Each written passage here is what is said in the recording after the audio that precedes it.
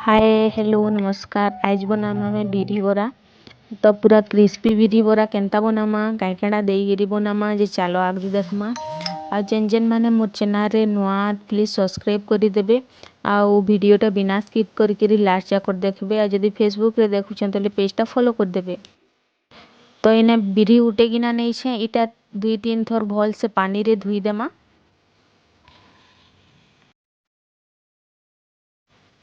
भल से 2-3 थर धुई नहीं छे एखन इति पानी देकरी 7-8 घंटा बतराबार लगी छाणी देमा।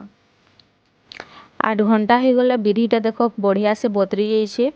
एखन इटा पानी नु छानी करी ग्राइंडिंग जार रे दे देमा।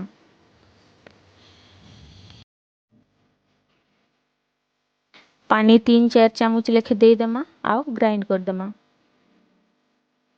तो इने ग्राइंड करी नहीं छे पूरा पालिश नहीं करूँ जस्ट टिके दरदरा रहबार कथा हेले बढ़िया से बंसी बराटा। इने जगह गुटे रे बाहर कर देमा सबूटा। तो एखन बढ़िया से 5-7 मिनट फेंटी देमा। बिरीटा जेतकी फेंटले हेतकी बराटा सॉफ्ट हेसी आउ भल लागसी टेस्टी लागसी। भल से फेंटी हेले हाथटा भी टिके हल्का लागसी। नाइले इने टिके बागी नेगिरी पानी रे देई देमा। जदी उपलू थिबा हेले जानमा कि फेंटी हो गलानो। एटा फेंटी हो गलानो।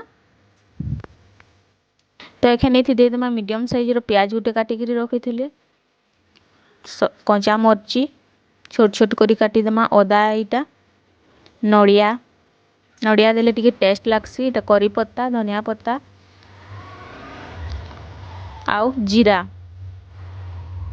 नून टिके दे देमा टेस्ट अनुसार नून दे देमा। आउ इने चाउल गुणा 2 चामच दे देमा। आउ इगोरा एखन सबू भल से मिसई देमा। तेलटा कढ़ाई रे गरम हेबार लगी मढ़े देथिले आगे न। तो इगोरा भी सबू भल से मिसई नेछु। एखन हाथे पानी टिके हाथ होई करी इटा एंता करी करी सबूटा गुटे गुटे बने देमा।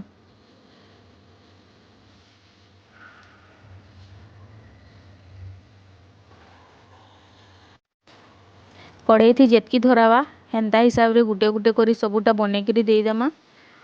लो फ्लेम नहीं करूँ कि हाई फ्लेम नहीं करूँ मीडियम फ्लेम रे रखी करी इटा सबू हेबार लगी देमा। एखन सबूटा गुटे गुटे करी उल्टे देमा थरे।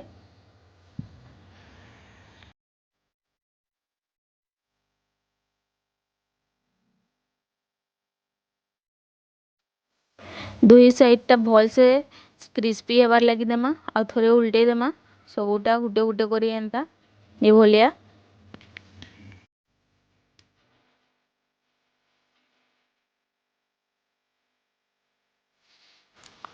दुई साइडटा देखो बढ़िया से होई गलानो।